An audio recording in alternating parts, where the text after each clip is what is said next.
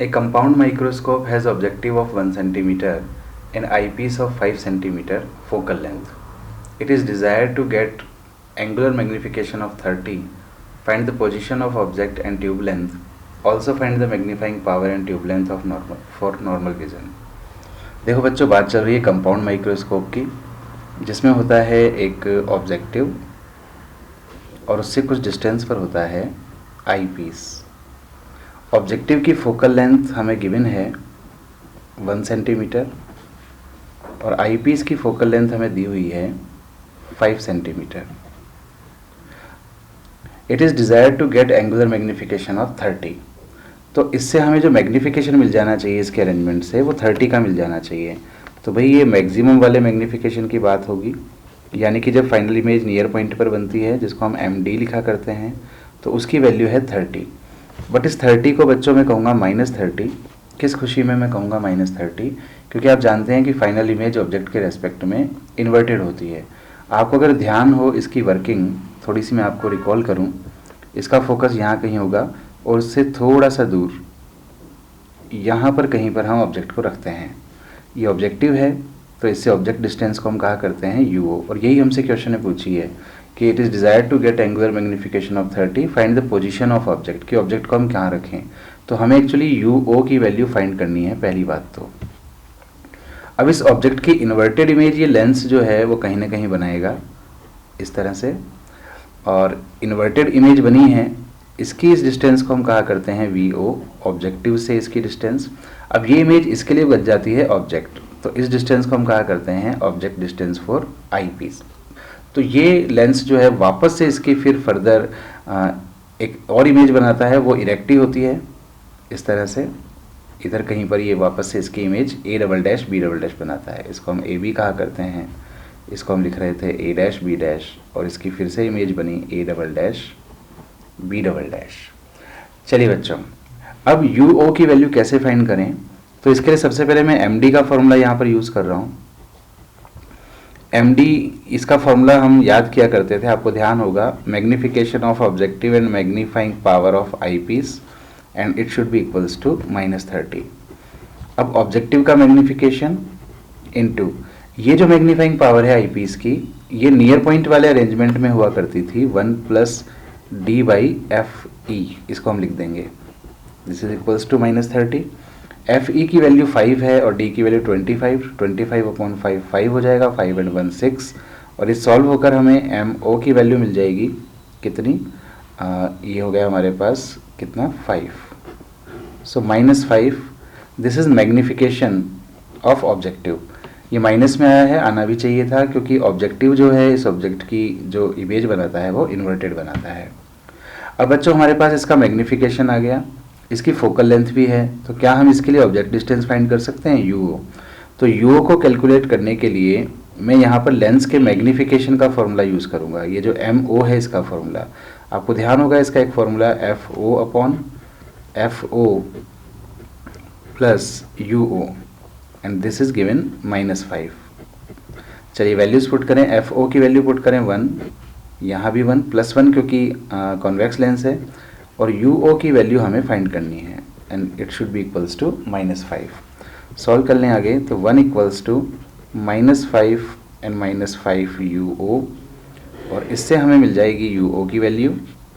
तो UO equals to, इसको इस तरफ ले चलें, इसको इधर ले आएँ, तो ये तो हो गया -6/5 सेंटीमीटर में ये होगा हमारे पास। तो ये ऑब्जेक्ट डिस्टेंस आ गई, ऑब्जेक्टिव से कितना डिस्टेंस पर हमें इस ऑब्जेक्ट को रखना चाहिए। तो ये तो हमारा फर्स्ट आंसर हो गया। अब सेकंड हमसे क्या पूछा है? सेकंड हमसे पूछा है ट्यूब लेंथ। तो इसकी ट्यूब लेंथ किसको बोलते हैं? तो ट्यूब लेंथ हो जाएगी L इक्वल्स टू यहाँ से यहाँ तक की डिस्टेंस, जिसको हम याद किया करते हैं VO + UE। तो VO और प्लस UE। तो बच्चों यहाँ पर दो चीज़ें कैलकुलेट करनी होगी। पहली तो VO का मतलब है ऑब्जेक्ट के लिए इमेज डिस्टेंस, तो इसको मैं लेंस फार्मूला से फाइंड कर सकता हूँ, या सीधा मैग्निफिकेशन भी हमारे पास आ चुका है, तो मैग्निफिकेशन वाले फार्मूले से मैं इसको कैलकुलेट कर लेता हूँ। कैसे? MO जो होता है लेंस के लिए वो क्या होता है V/U और उसकी वैल्यू है -5। तो VO तो हमें कैलकुलेट करना है और UO की वैल्यू हम यहाँ पर पुट कर सकते हैं -6/5, it should be equals to -5। तो इससे हमें मिल जाएगा VO इक्वल्स टू -5 से -5 कैंसिल हो जाएगा और ये प्लस का 6 आ जाएगा। तो ऑब्जेक्टिव से 6 सेंटीमीटर पर इसकी इमेज बनेगी। तो ये डिस्टेंस हमारे पास आ गई 6 सेंटीमीटर। अब ट्यूब लेंथ के लिए UE भी फाइंड करना है, तो UE को कैसे फाइंड करेंगे? तो बच्चों UE कितना होगा ये डिपेंड करता है हम फाइनल इमेज कहाँ बनवाते हैं। जैसे इस अरेंजमेंट के लिए फाइनल इमेज बन रही है नियर पॉइंट पर और फाइनल इमेज बनाता है आई पीस। तो आई पीस की जो इमेज है VE ये है -D, पर आप जानते हैं कि D डिस्टेंस पर इमेज ये तब बनाएगा जब हम ऑब्जेक्ट को एक पर्टिकुलर डिस्टेंस पर रखेंगे जिसकी वैल्यू हम कैलकुलेट किया करते थे dF/D+F।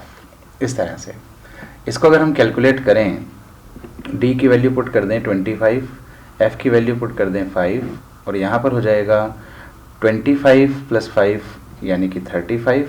तो आ जाएगा 25/7।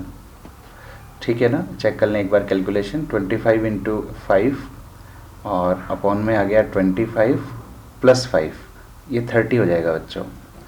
तो ये आ गया 25/6। तो ये हो गया UE। ठीक है, अब UE की वैल्यू आ गई 25/6 और इन दोनों का सम ही ट्यूब लेंथ होगा हमारे लिए। तो L equals to this plus this, तो 6 + 25/6, तो ये हो गया 36 + 25/6 और ये हो गया हमारे पास 61/6 सेंटीमीटर। ये हमारा सेकंड आंसर।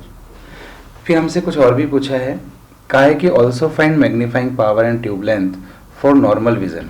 तो नॉर्मल विजन का मतलब है जब हमारी फाइनल इमेज जो है वो कहाँ पर बने, इनफाइनाइट पर। तो नेक्स्ट शीट पर हम उसको कैलकुलेट कर लेते हैं।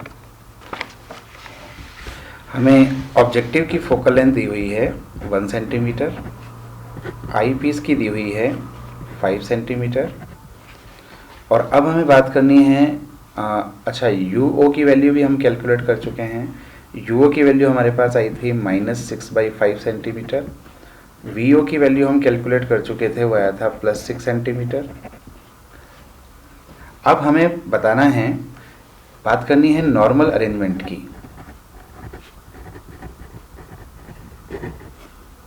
नॉर्मल अरेंजमेंट, एक तो बताना है मैग्नीफाइंग पावर।